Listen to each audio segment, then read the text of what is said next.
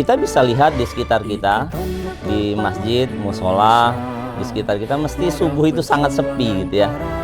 Nah, ini kita perlu galakkan. Tentu tantangan sejak usia dini harus digerakkan. Nah, tentu surat Az-Zariyat ayat 56 jelas saya kira. Wa ma khalaqtul jinna wal insa illa liya'budun. Tidaklah diciptakan jin dan manusia di muka bumi ini untuk beribadah. Dan ibadah yang utama itu jelas dan pasti adalah terkait dengan sholat bagi umat muslim. Tentu ibadah-ibadah yang lainnya bagi umat beragama yang lain. Majulah, majulah, Ikatan Dokter PAUD Indonesia. Bersatulah Ikatan Dokter PAUD Indonesia. Indonesia jaya selamanya. Bismillahirrahmanirrahim. Assalamualaikum warahmatullahi wabarakatuh. Salam sahabat-sahabat Ikatan Dokter PAUD Indonesia dimanapun berada. Kita lanjut lagi pada kesempatan ini bersama saya, Miss Riyandi, acara ngopi, ngobrol pintar bersama Ikatan Dokter PAUD Indonesia. Pada kesempatan sekarang ini, kita ngobrol terkait atau dengan tema bagaimana anak-anak supaya lebih mandiri gitu ya, khususnya anak-anak SD kelas awal. Ini dilandasi tentu dengan begitu banyak keluhan atau permasalahan yang kita hadapi, baik kenyataan di lapangan maupun apa yang mudah-mudahan ya pemirsa juga alami gitu ya. Begitu repot dan susahnya anak-anak mandiri. Jadi salah satu strateginya berbagai kondisi yang ada terkait dengan anak-anak kita di dalam pelaksanaan sholat. Nah, ini azan berkumandang. Ya, ketika azan berkumandang, kita harapkan memang segera untuk melaksanakan sholat.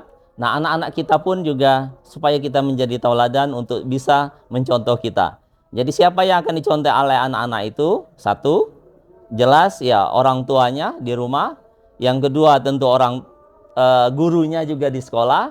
Yang ketiga tentu masyarakat di sekitarnya. Kalau ini bisa dilaksanakan, nah tentu kita bisa berbagi. Selanjutnya itu bagaimana strategi, apakah itu orang tua, apakah itu guru, apakah itu masyarakat, supaya menjadi contoh, menjadi tauladan bagi anak-anak didik kita, anak-anak kita sendiri ataupun anak-anak di lingkungan kita untuk bisa sholat di awal waktu, berjamaah di masjid dan di musola, apalagi nanti terkait dengan sholat subuh.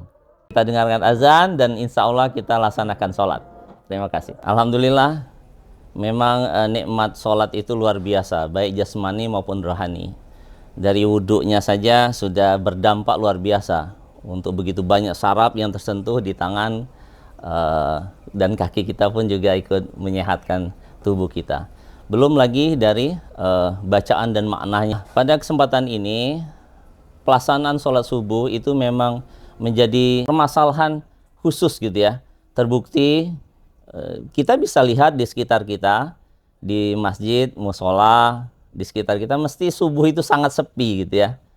Nah, ini kita perlu galakkan. Tentu tantangan sejak usia dini harus digerakkan. Tapi pada kesempatan ini berdasarkan pengalaman kami, tentu nanti para pemirsa, sahabat Ikat PAUD juga diharapkan bisa memberi masukan, saran gitu berdasarkan pengalamannya. Insya Allah saya yakin banyak sekali pengalaman yang bagaimana supaya anak-anak itu sangat menyenangi atau tidak dengan terpaksa, tentu dengan senang hati melaksanakan ibadah sholat, khususnya sholat subuh dalam rangka untuk menampilkan, menumbuhkan, mengembangkan potensi yang ada pada diri anak itu untuk mandiri gitu ya, untuk lebih siap di dalam kehidupannya sehari-hari. Kenapa demikian? Karena baru dari gerakannya saja kan itu sudah nikmat luar biasa, apalagi pelaksananya sudah tepat waktu, di awal waktu, itu akan juga luar biasa untuk kebaikan anak itu sendiri. Apalagi dari sisi bacaannya. Nah, di awal tadi tentu kita sering kali mendengarkan di mana saja ucapan Assalamualaikum warahmatullahi wabarakatuh. Dan di ucapan di akhir sholat itu tentu kita mengucapkan juga kan. Anak-anak mengerti, memahami itu saja, itu luar biasa. Ketika semoga keselamatan, rahmat, berkah untuk semuanya. Dari mulai depan sampai ke kanan, terus sampai ke belakang. Demikian juga yang dari sebelah kiri, dari depan sampai ke sebelah kiri, sampai ke belakang. Kita mendoakan kebaikan-kebaikan itu untuk siapa saja begitu. Kalau itu dilakukan, tentu kebaikan itu juga akan luar biasa buat anak itu yang melaksanakan dan buat sekitarnya.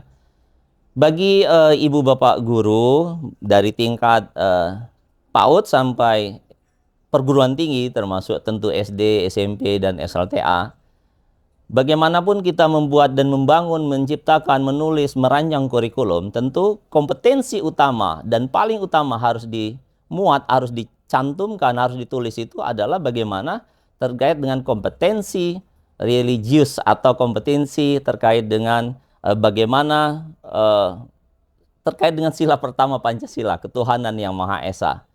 Nah ini tentu tidak boleh ditawar-tawar dan ini sudah menjadi ketentuan perundang-undangan. Baik di perguruan tinggi saya kira juga demikian ya teman-teman.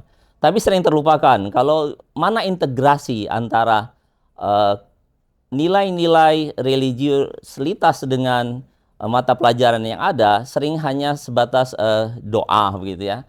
Atau membaca basmalah ketika awal dan dimulai dengan kegiatan pembelajaran. Padahal lebih dari itu tentu berbagai aktivitas, terutama aktivitas utama kalau nanti anak itu akan besar dan akan dewasa, dia akan mengerti apa sih tanggung jawab, apa sih tujuannya tampil di muka bumi ini. Nah, tentu surat Az-Zariyat ayat 56 jelas saya kira, wa ma khalaqtul jinna wal insa illa liya'budun. Tidaklah diciptakan jin dan manusia di muka bumi ini untuk beribadah. Dan ibadah yang utama itu jelas dan pasti adalah terkait dengan sholat bagi umat muslim. Tentu ibadah-ibadah yang lainnya bagi umat beragama yang lain. Sangat disayangkan sekali kalau ini tidak menjadi perhatian kita sebagai guru. Nah, kita guru harus bagaimana memantau perkembangan pelaksanaan kewajiban anak-anak kita di sekolah. Khususnya di sekolah-sekolah dasar, mudah-mudahan ini sudah terpantau, terkontrol. Demikian juga peran nanti orang tua gitu ya di rumah untuk anak, mungkin cucunya juga gitu yang di kelas awal supaya dapat melaksanakan ibadah ini. Dan ini memang berat.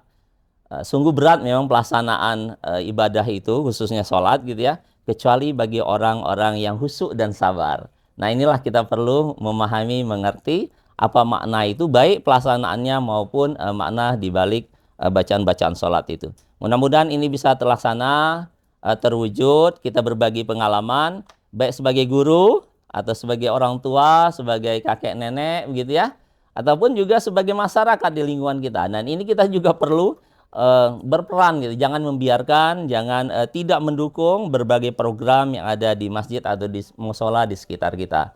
Karena ini bagian tanggung jawab kita bersama apabila anak-anak tersebut mampu hadir dalam melaksanakan tugas utamanya sebagai khalifah di muka bumi ini untuk beribadah pada Allah dalam melaksanakan sholat. Insya Allah kemandirian itu akan tampil kepada anak dan kepeduliannya juga insya Allah akan membanggakan begitu ya. Terima kasih, saya kira demikian. Mudah-mudahan bagi teman-teman sahabat PAUD, silakan bisa mengikuti episode-episode PAUD yang menarik yang lainnya. Tentu yang sebelumnya juga ada terkait dengan potensi terkait dengan berbagai yang ada pada siswa. Nah, jika suka akan video ini, mohon untuk like, comment, and subscribe gitu ya. Terima kasih atas perhatiannya. Tolong juga bantu share juga gitu ya. Kita tutup dengan mengucapkan alhamdulillah. Sampai ketemu pada episode yang lainnya. Assalamualaikum warahmatullahi wabarakatuh.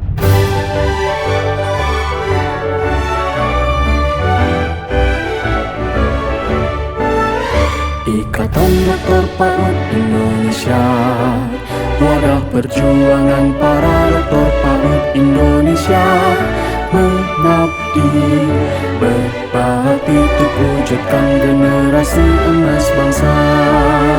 Ikatan Dokter PAUD Indonesia, kuatkan kompetensi sumber daya yang berbineka tunggal ika untuk menjadi generasi unggul dan cerdas.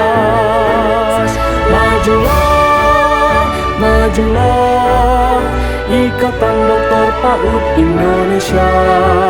Bersatulah Ikatan Dokter PAUD Indonesia. Indonesia jaya selamanya.